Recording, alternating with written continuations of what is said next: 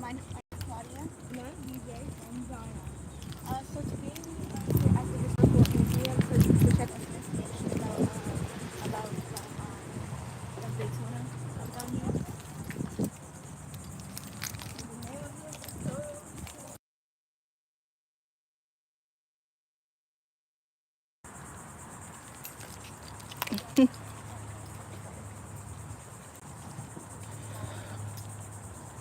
A lot of American flags out here. Oh yeah, because it's also going to be in Christian. You forgot your glasses?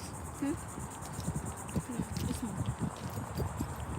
It's like getting closer to the white ones.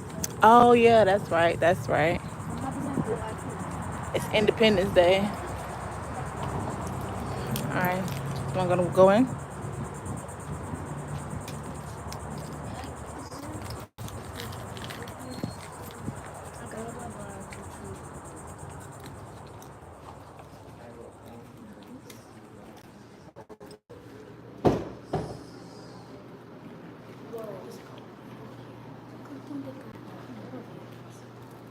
So where's the?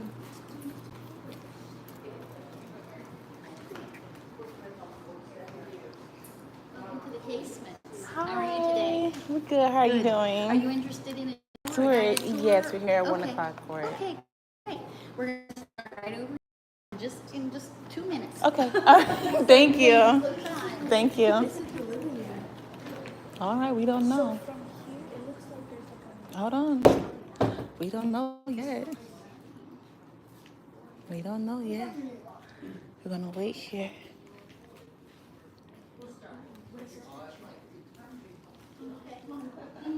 Or more, right? We'll start right over here. You're Oh. welcome to sit down anywhere Oh, you'd like. okay, okay. Hi, how are you today? Oh, yeah. Good.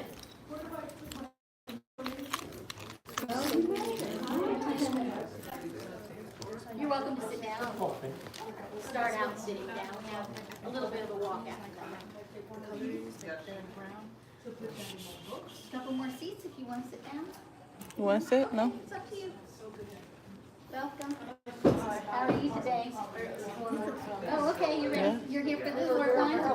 No worries. We haven't started. You have a minute to spare.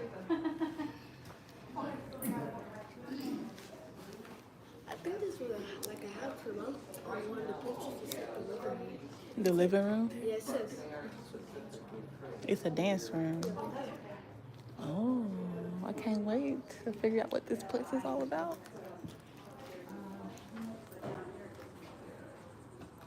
Hello. You're here for the tour? It's how many? Come on How over many? here and have a 3 seat. floors? Start out. And I'll- Some standing. Yeah, the first floor is It's at the first floor. I try to wait till time. We do have people come in at the time. like a shoe. It's like a food. I do see it is one. So I will go ahead and get started. if That's okay with you. Good afternoon and welcome to the basements.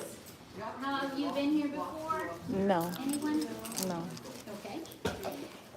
I'm Paula, and I'll be your docent today.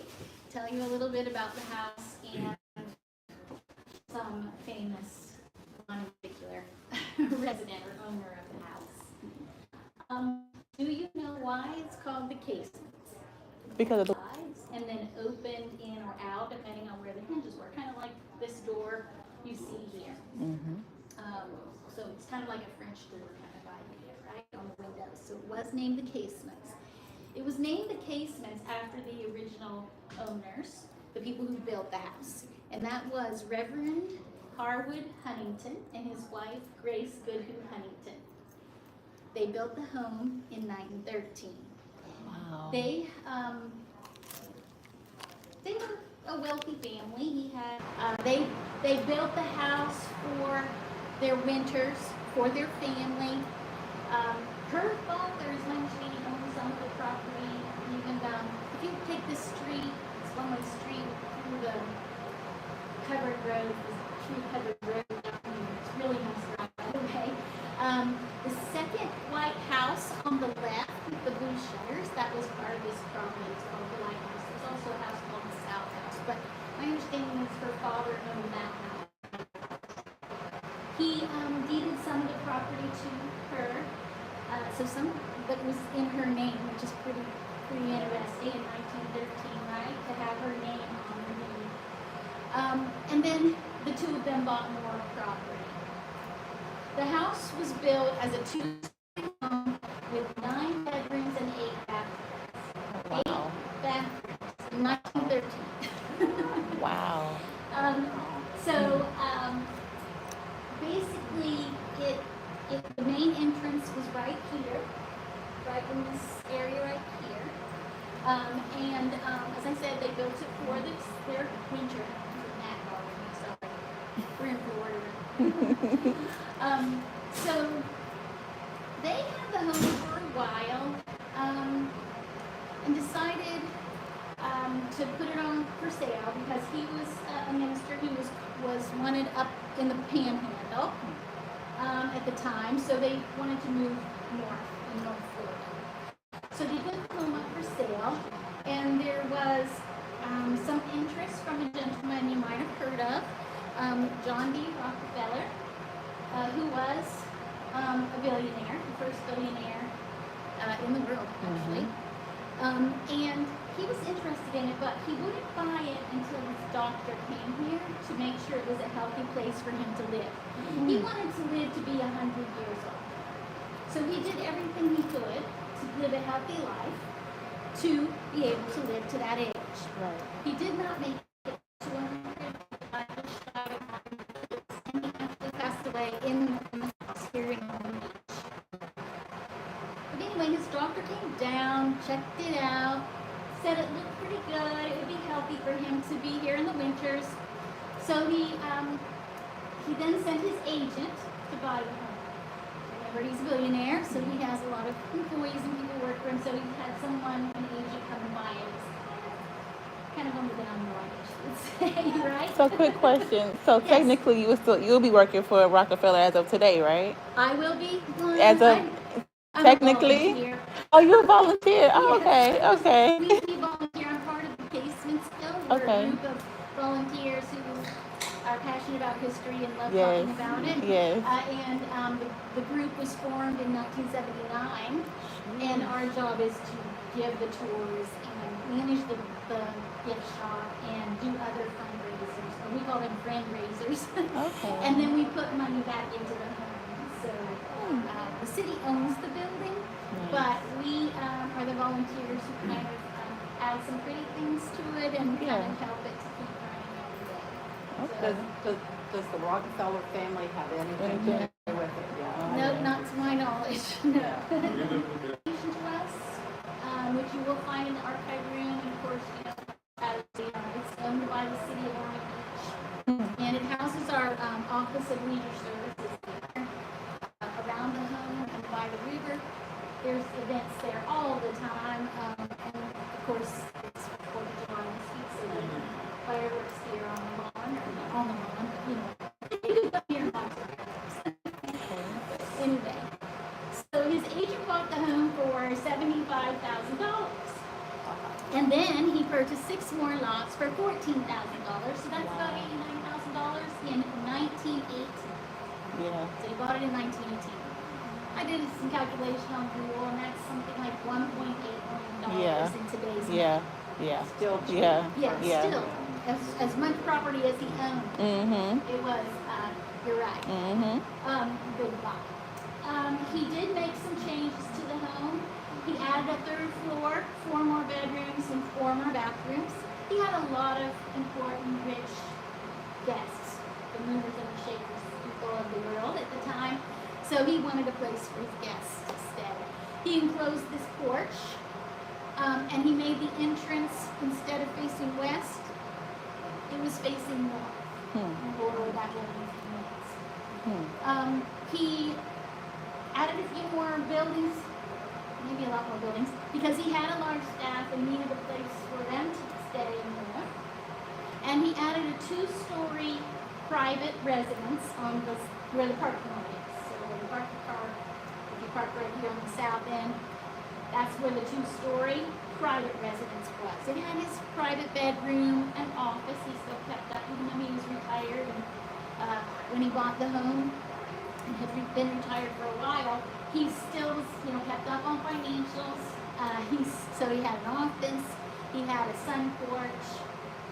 So he did do that. And I'll talk about a few other things, including he did dredge the river and put up the stone wall here too as well. If you see any photos with the gold plaque, those are photos of the house right after he passed away and before his family sold the home. The original. So yes, so thank goodness they took those pictures. Wow. They actually were not interested in keeping the home, so they sent someone here to take up photos of the home and his belongings, probably kind of an inventory to see what was here, what they might want to keep, and so forth. So fortunately we have the photos. Unfortunately, some of the furniture has been located, but the people who own it are not willing to part with it. So what we tried to do is historically stage the home for around the Rockefeller era. And if you look at that photo, this is where we're standing right now, and you can get it now, or you can get it in a few minutes, but basically, you're standing where that photo was taken, or sitting where that photo was taken, and you can see it's some similarity in furniture. Sure, no worries. I know it's loud, isn't it? I'm trying to speak loud. If you cannot hear me, just let me know. The photo that's on the right in the hallway there, is closest to me, it has a picture of the two-story residence that was attached to the house.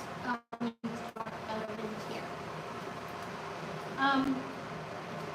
So he, by the way, he also bought the home furnished. So there was some furniture here when he bought it, and then he, of course, they added their own furniture and things to the home. He owned the home, obviously, until he passed away, and his family put it up for sale around the 1940s, 1941. A woman named Maud Van Roy bought the home to be a college. She had a college in Washington, D.C. called the Fairmont Junior College for Girls. And you're welcome to join us if you want to do a tour. Okay.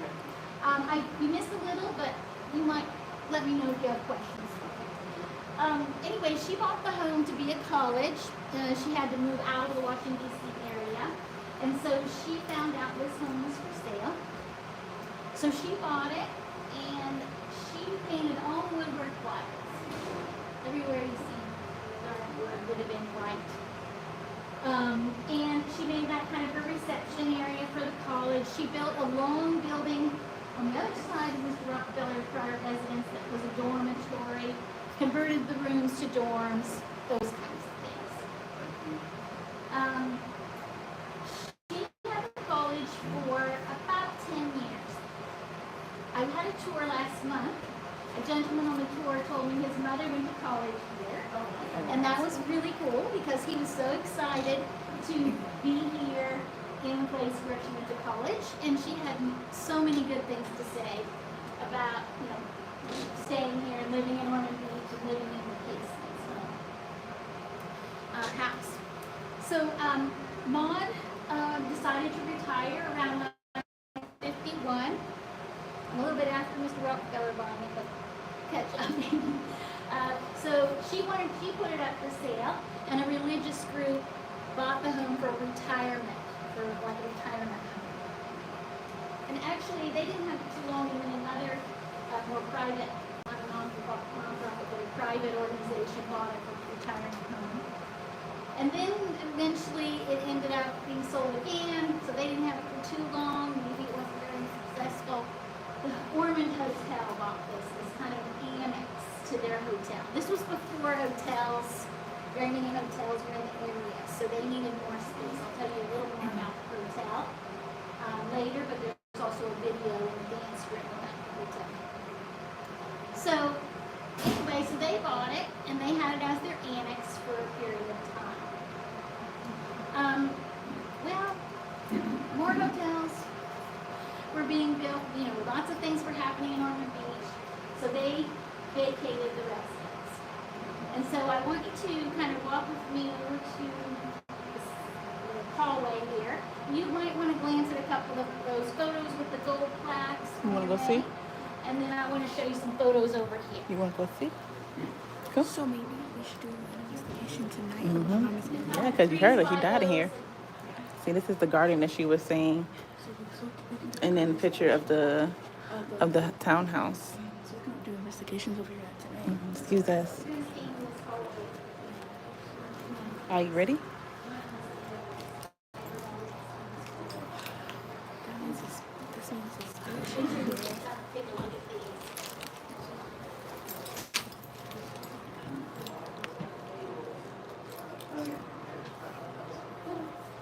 So for those of you who just joined, any of the photos you see with the gold plaque, those are photos of the home after Mr. Rockefeller, he died here in the home, and his family had those pictures taken before they sold it.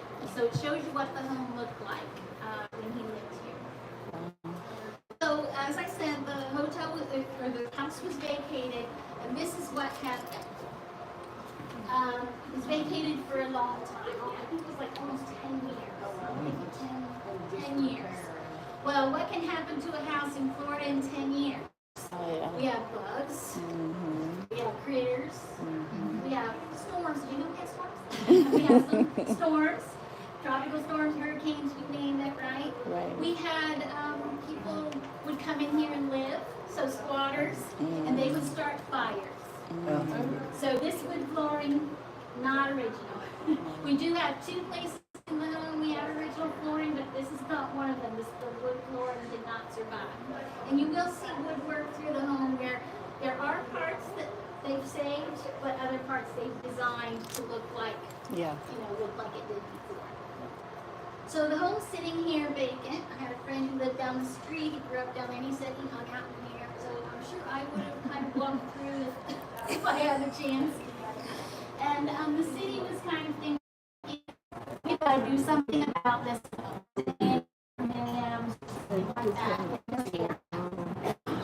Thankfully, a group of concerned citizens stopped that from happening and applied for the home to be on the National Register of Historic Places.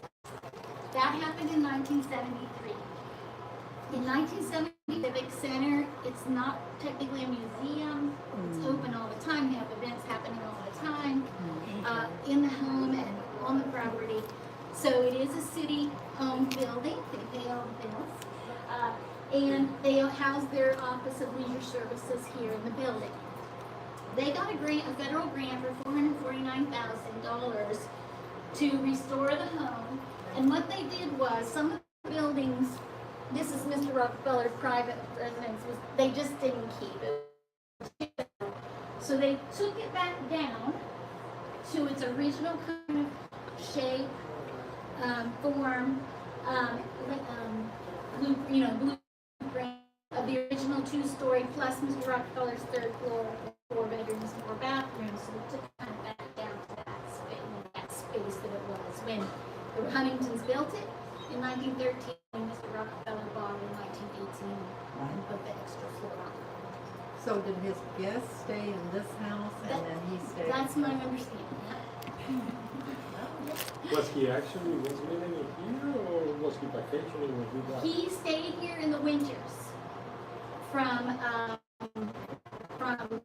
able to travel. It's a long trip, But he was living with He you. was living here. So I have a question. So Yes. where did he pass in the He's house? he's in his private bedroom, which would have been in this Gotcha. addition. Okay. There's a Okay. picture upstairs of his bedroom and his sunroom that he had on that part of the house. Okay. He did have an elevator. It was in that location. Mhm. This area where the restrooms are was a music room. He loved music. Upstairs you can hear him singing. He loved to have music all around him. He had a Victrola, an organ, and a piano in that room. And they say he wooed his wife with music. So he did love music, and that was his music room. Then we'll walk into this room, which we call the dance room now. I can tell when his house was like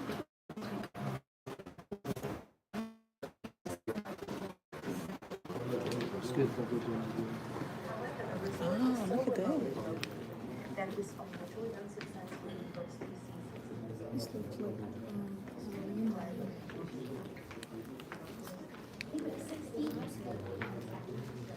All right, this is a video about the hotel, and I will tell you little bits and pieces, but if you want to know more about the hotel, which was across the street, is not there now.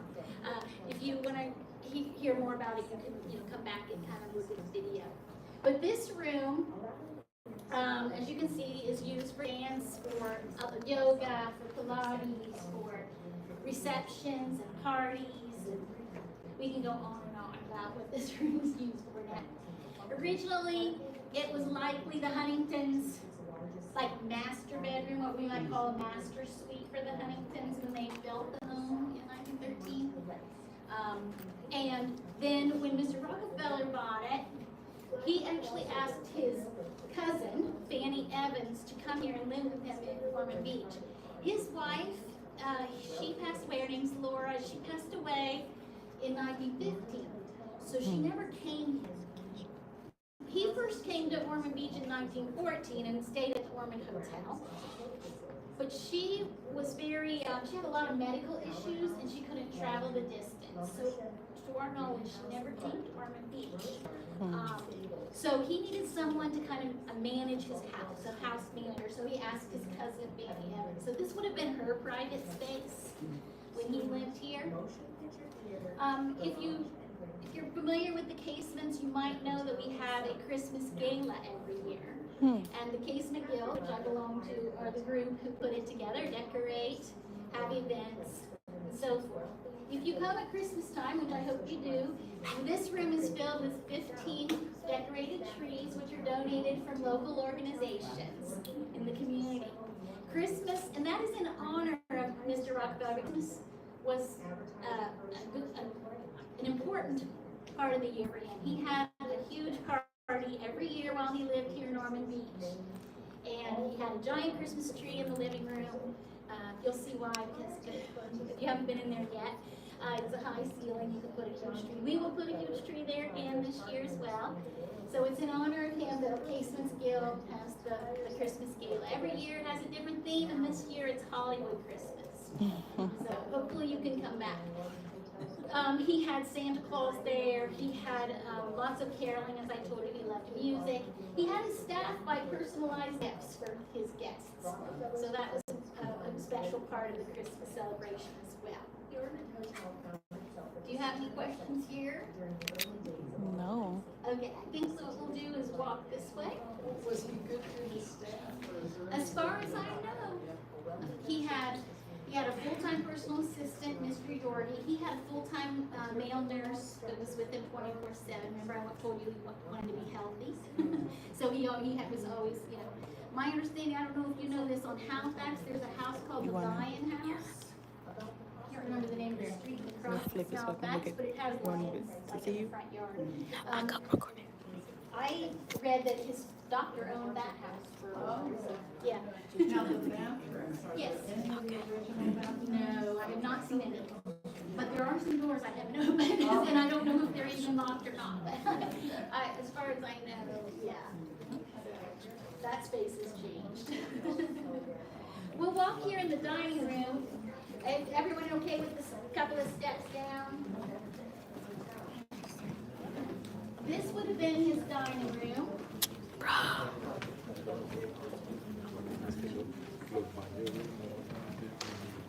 So his dining room, as you can see, is quite large. This is 1913 floor. So this is original floor that the Huntingtons put into the home. Nice big piece of floor. Those panel, those were windows. Here's a picture as we go in the living room. You can kind of see that, what that looked like. We don't know why who closed it. The dining room. The drawing at the end of the hall there, at the end of the room, is up, as you can see, up the casement. It's the north entrance, and Mr. Rockefeller is standing on the porch. That fireplace is original. You're welcome to it. The fireplace is original. There are 3 original fireplaces still here. So that one, there's one in the living room, there's one upstairs in the bedroom. Piano, not original.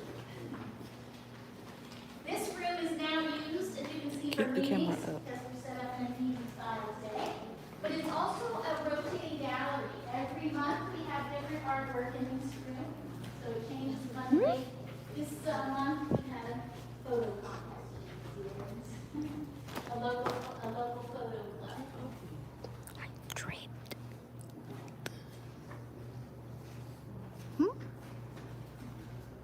I don't think we can all fit in the kitchen, but we'll kind of walk through it and I'll tell you a few things. Maybe I'll stay in there, but I'm going to go through it. It's big, but it really is not a very big kitchen. How large was the staff here when using this? I don't have a number off the top of my head, but my guess would be in the 20s. Staff, they couldn't work 24/7, right? So they had to rotate shifts. Cooks, he had guards, he had 4 guards. So they didn't follow him around as much, I understand here. I think it felt a little safer here than it did other parts of the country, but yeah, he had a quite large staff. It was a building it would have been on the northeast side of the building that was a very substantial, large building where the staff had rooms.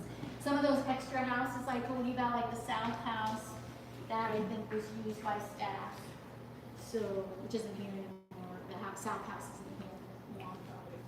When he traveled down here, he came by train? Train. And how did he get across the river? So someone mentioned that the other day. So there was a railroad that came here because of Flagler, and they would have ferried across until the bridges were built.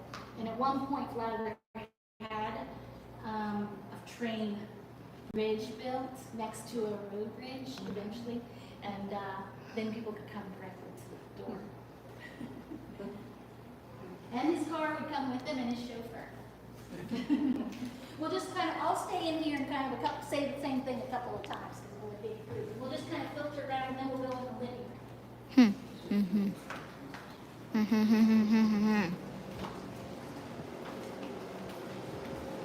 I think we can all fit in. Good kitchen. I think we can fit in. Yeah. I think we can all fit in here. So the kitchen, as you can see, it's not original. But the skylight is. That skylight is original. This cabinetry at this end of the hall is original. So this end is original cabinetry down here. What you're standing in, the smaller area, that would have been the butler's pantry. And Mr. Rockerfeller had a summer kitchen built back this way too, as far as cooking and that kind of thing for them.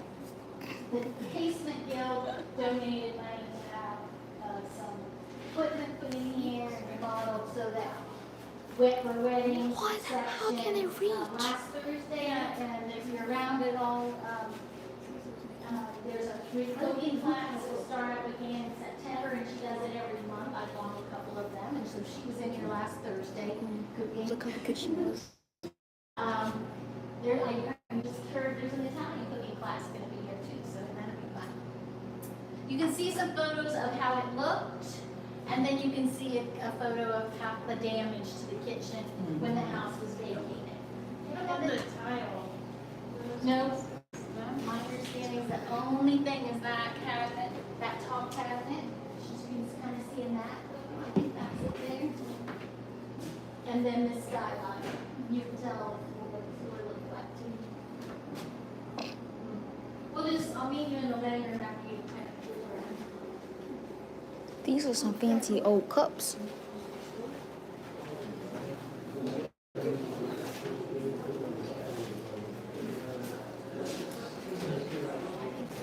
Hi guys.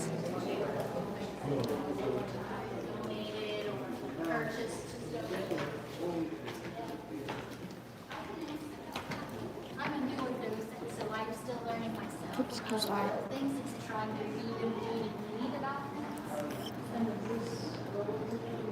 So this is not original floor, but the design is what we're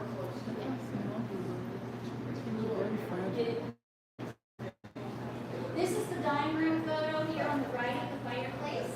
You can see that it has a large rug, a long dining table. You can see the windows at the end of the hall. I'm not sure who closed it in. We don't know if we can see. close that in, why they might have. This is an original fireplace. There are three, one in the dining room, one here, and one upstairs. This is the living room as it was when Mr. Rockefeller passed away, so around 1937. We have pictures taken. This is a photo of his breakfast room. It was actually behind this wall, which I'll show you when we go around the corner.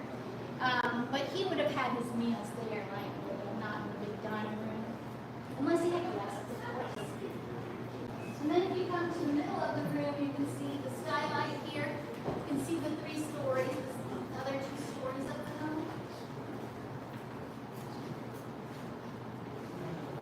This skylight is not original. It was purchased by the Casements Guild in early. Rockefeller did have a Tiffany light. It wasn't Tiffany, but Tiffany light skylight, and it was given to him by his son, John Jr. He had one son, John Rockefeller Jr., and he bought one for him. Cost $1,000. It was made in New York, and he surprised his dad with the skylight. The skylight was damaged, lost. So when the city bought the home, they put a clear dome on there, and then they also added like something to protect that. And then, as I said, the guild bought that one for the home. Again, Tiffany light, as it would have been. I just went to the Morris Museum in Winter Park not too long ago and learned there really is a big difference between Tiffany glass and Tiffany expert glass. His face. So that is our 3rd floor. We do have a Boy Scout exhibit up there and a Hungarian Oh, exhibit. the surrounding. The Hungarian exhibit is closed right now. But we do have a Boy Scout exhibit up there. It's supposed to be one of the largest. Does that change No, the 3rd floor? I'm not final. Again, I'm kind of new at this part of my Ow. He, so it was donated. It was donated to the city, so, and it gives it some place to be, right? I mean, so, a Boy Scout mate named John Slaughter, he created that collection, started that collection for his Eagle Scout. Eagle Scout, so. This piano is not original. It is 1860 though, and it was donated. You're okay. It was donated here to the Casements. It is a Steinway, only one of 3,000 made, and especially interesting because of the shape, the rectangle shape. It's called what they call a prime case. This is a photo of Mr. Rockefeller. You'll see many of them in the house. If you walk around, you know that. It was taken right out here. You can see across the street. There's a little pillar there. This pillar you can see beside him. So he was taken here. You might notice that he seems to be rather unhappy. He was kind of tall, very thin. He did have some digestive issues, and so that affected his eating. But remember, I told you he wanted to be healthy as well, so he was careful about his eating habits. He was, by all accounts, a soft-spoken gentleman. Didn't cuss. He didn't drink. He didn't smoke. Remember, he wanted to live to be 100, so he didn't do any of that. He was very religious, you will find other photos of him, outside, sitting on the porch. He was a part of the community here, and he lived here. One of the things we like to point out in this particular photo is his hair. So if you kind of look at him into his hair, he actually developed alopecia when he was in his middle age. Yeah.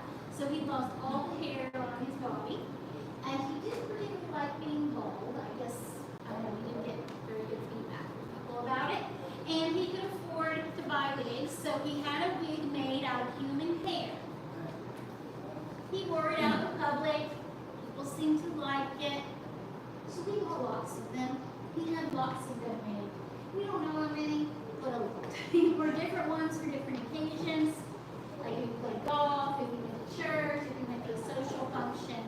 what was even more clever and he could do is that he had them of different lengths. So it looked like he got his hair cut. And then it grew, and then it grew, and it grew, and it got cut. Clever. So we kind of mimicked what we would do if we had grown hair. So that's kind of an interesting story about him. When I was talking about what he ate, he would eat just like one piece of meat, one bite of meat, one spoonful of egg. And he liked crackers and barley water for snack. I don't know if I could do that, but again, he was interested in living longer, maybe thinking that if you go over 80, you don't live as long. You know, he wanted to live that many years. Unfortunately, make sure you either look in this photo or any of the other photos in the home at his hair. We'll walk to the.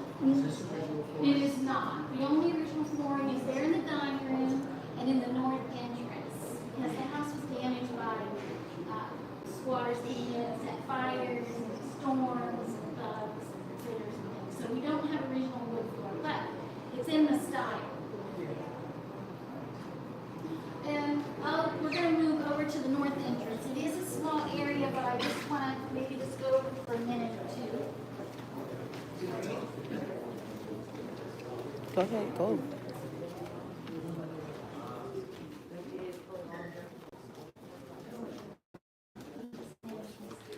I just remembered I lost one of the batteries in my purse somewhere.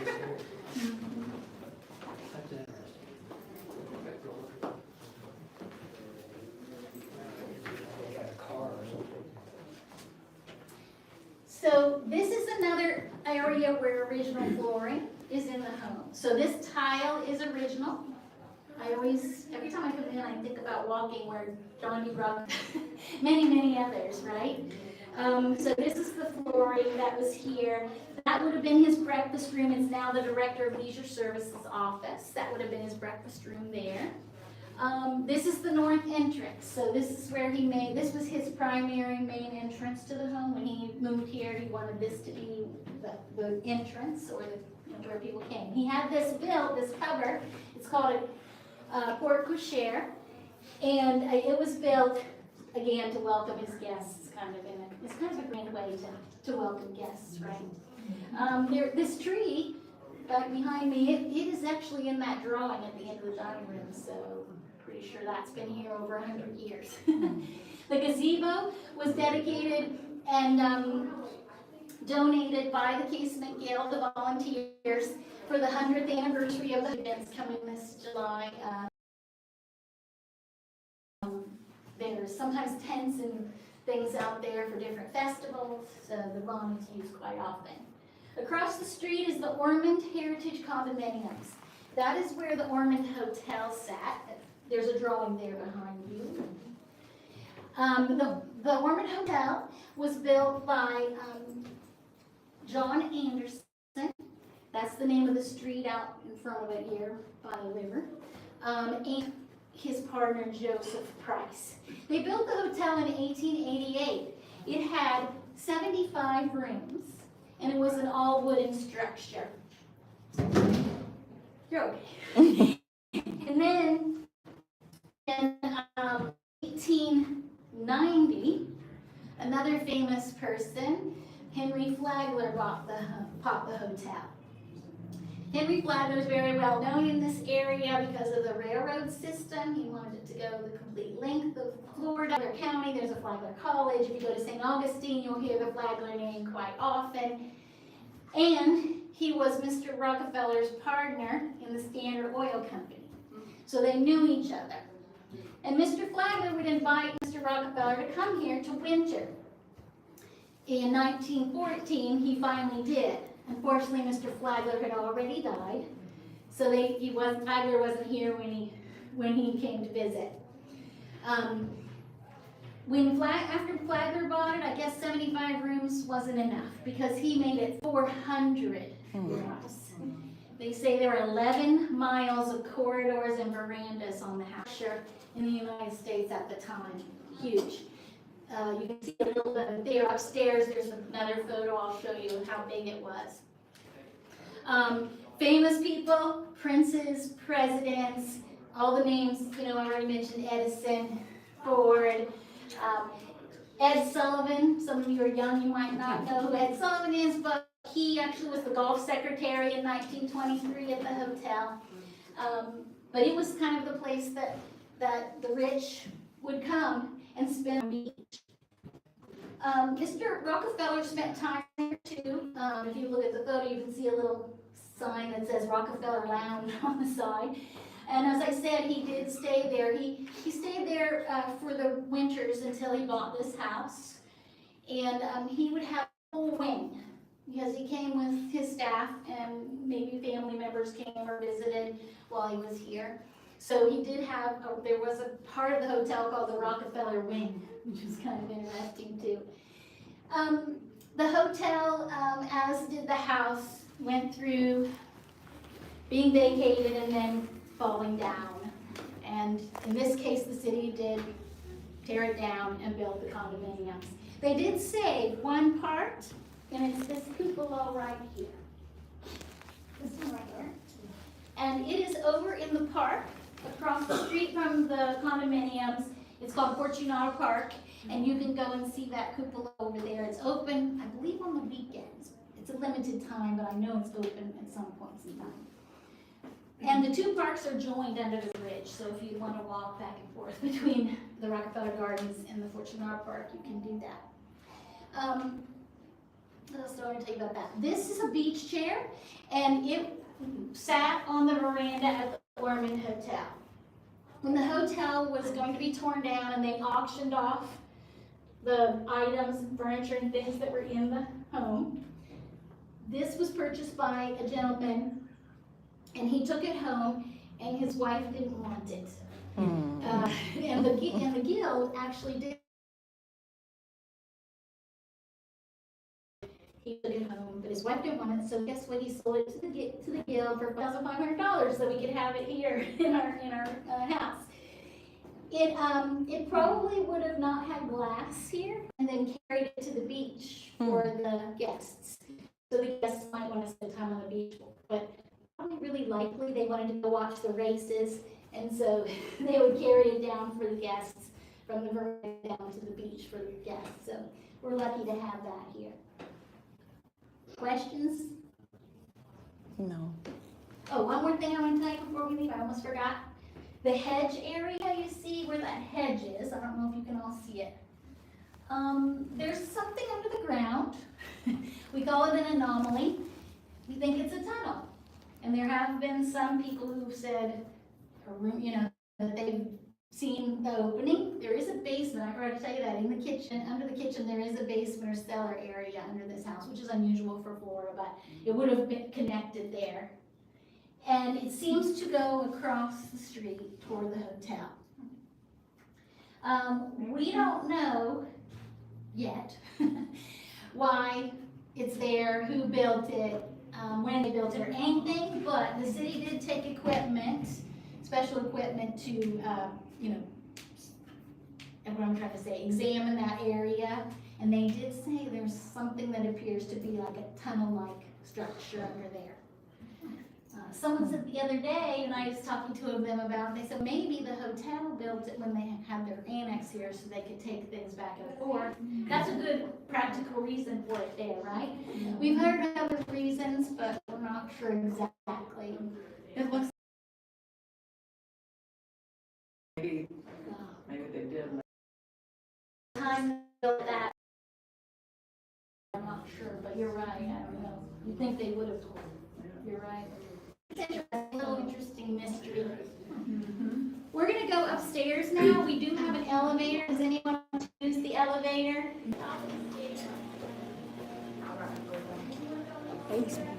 Elevator. Okay. Follow the crowd. So, depending on the flights,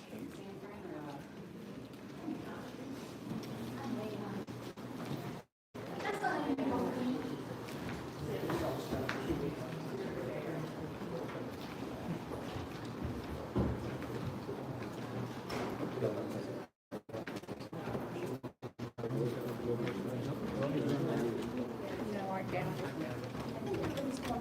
We'll just meet at the top of the stairs. I want to show you a photo up there. You can also do some more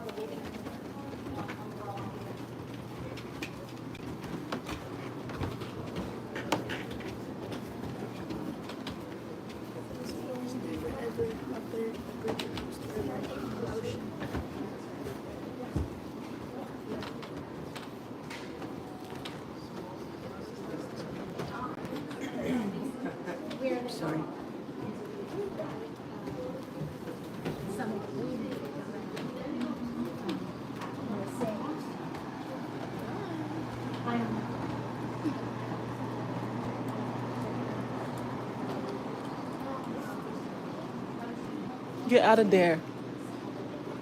No. We just coming So upstairs. in this photo, you can see how big the Mormon Hotel is. Pointers on the thing, but you can see the hotel is that large structure there in the middle. You can see the casements here closer to us. You can see over here a little bit. You can see Mr. Rockefeller's private residence right here. That's that private two-story residence. And these are the dormitories that were built. It's the Fairmont College, junior college. And then you can kind of see some other buildings, you know, around that parts of the house at one time. The Fortunato Park, that cupola that you see closest to us on this section that's sticking out. Sorry, I don't have my pointer. That's the cupola that's across the street now. This is a post office. So the date of the photo is going to be in the 60s because that was built in the early 60s. This, I don't know what this particular building is, but right now that's where a Publix sits. Maybe you've seen that. And then right beside the Publix right now is a Truist Bank. That is where the Orman Garage sat. Henry Flagler built the Orman Garage. It had 30 bays, and it was used for the racers and their mechanics. I heard one of the other volunteers say the other day that he didn't particularly like all the cars around the hotel, so he was trying to move them a little bit away from the hotel area. As you might know or not, I might not know, this is the birthplace of speed Ormond Beach. So speed car races were broken, speed records were broken on the beach at one time. So it was a big deal for racing.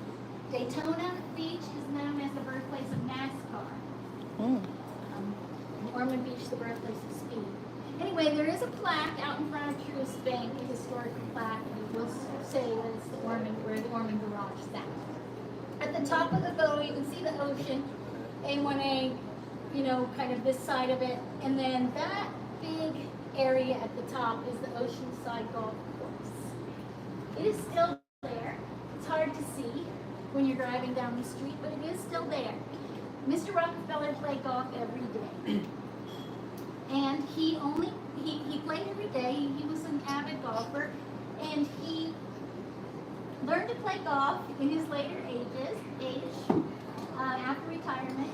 His wife, I was reading a book about Cleveland, Ohio history, and it said that Laura, his wife, actually got lessons first. She hired the golf pro in Cleveland to teach her to play golf. He found out, and he wanted to learn too, so he hired the golf pro to teach him. And then when he was good, because he would only be best, he waited until he was good enough, and then he would play golf with her and other people. It said he only played 8 holes at the Oceanside course. Granted, he was an older gentleman. He was 79 when he bought the house, so he was in his early 80s and then 90s when he lived here. So it could be he just, stamina wise couldn't go that far. But there's another story that it might have been because the 9th hole was a dog day, and they're difficult. But probably the most likely reason he only played 8 holes was because his caddy sat at the end of the 8th hole, the 8th hole, and so he could get in the car and just come back. That's probably the most likely reason. So you said it's still there, like you can play Yes. on it? Yeah, you can still play it. Now, But When was that open, that golf course? good question. I do not have the date, but my understanding it was attached like the hotel golf course at one time. I could, find out for you. no, he was buried in Cleveland. wasn't he? Correct. So what was Cleveland? Was Cleveland a home? Yes. Yes. So he actually was born in upstate New York. And then when he was 14, his family moved to Cleveland, Ohio. So he lived in Cleveland, Ohio. They called it Monahan's Row. And he had a house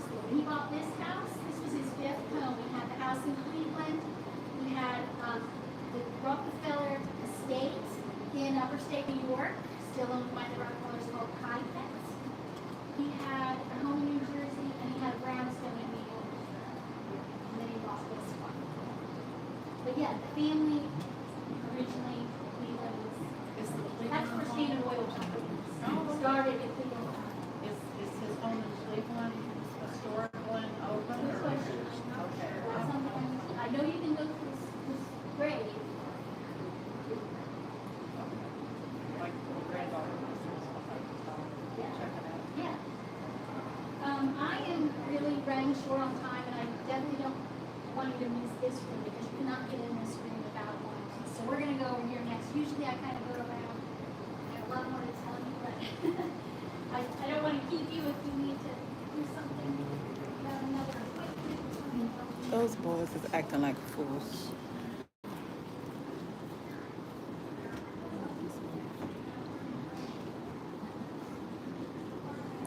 All right, guys. So we're gonna go.